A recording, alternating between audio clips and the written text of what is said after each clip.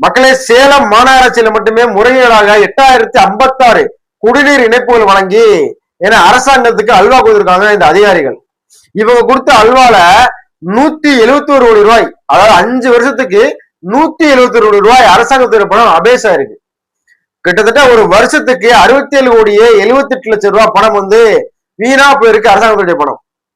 அதாவது சாதாரண வீடுகளுக்கு பொதுமக்கள் குடிமக்களுக்கு வீடுகளுக்கு வழங்கக்கூடிய அந்த குடிநீர் இணைப்புக்கு இருப்பு தொகையாக வைப்பு தொகையாக 7000 ரூபாய் வசூலிச்சிருக்காங்க.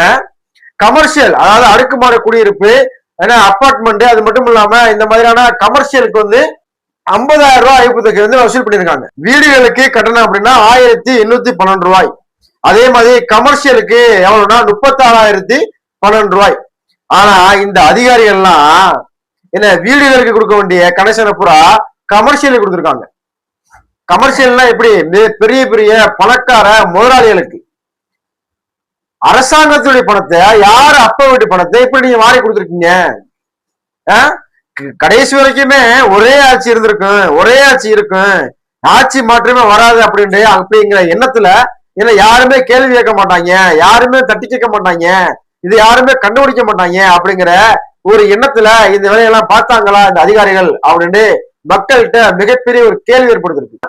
சேலம் மாநகராட்சியில மட்டுமே இவ்வளவு பெரிய முறைகேடு அப்படின்னா ஒட்டுமொத்த தமிழ்நாட்டையுமே எடுத்து பார்த்தா தலையே சுத்திரும், அந்த அளவுக்கு இருக்கும் போல இருக்கு. மாண்புமிகு இந்த அதிகாரிகள் என்ன பண்ணிருக்காங்க, கமர்ஷியல் பிளாட்டுக்கு போறாம அந்த தனிப்பட்ட முதலாளிகள்கிட்ட டீல் பேசி வீட்டுக்கு கொடுக்க வேண்டிய கனெக்ஷனை பூரா கமர்ஷியலுக்கு கொடுத்துருக்காங்க.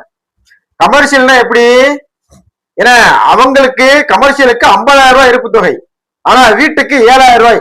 அவங்ககிட்ட கமர்ஷியல்ல வெறும் 7,000 ரூபாய் வாங்கிட்டு அவங்களுக்கு கட்டணமாக வெறும் 1812 ரூபாய் மட்டும் வசூலிச்சிருந்திருக்காங்க. இது கிட்டத்தட்ட 5 வருஷத்துக்கு மேல நடந்து வந்திருக்கு. இது பார்த்தோம்னா சேலம் மாநகராட்சியில 4 மண்டலமாக பிரிக்கப்படுறாங்க. அதுல ஒண்ணு பார்த்தோம்னா அம்மாப்பேட்டை. அம்மாப்பேட்டை அப்படிங்கிற அந்த மண்டலத்துல 1741 முறைகேடான இணைப்புகள். அஸ்தம்பட்டி அப்படிங்கிற அந்த மண்டலத்துல 2877 முறைகேடான இணைப்புகள்.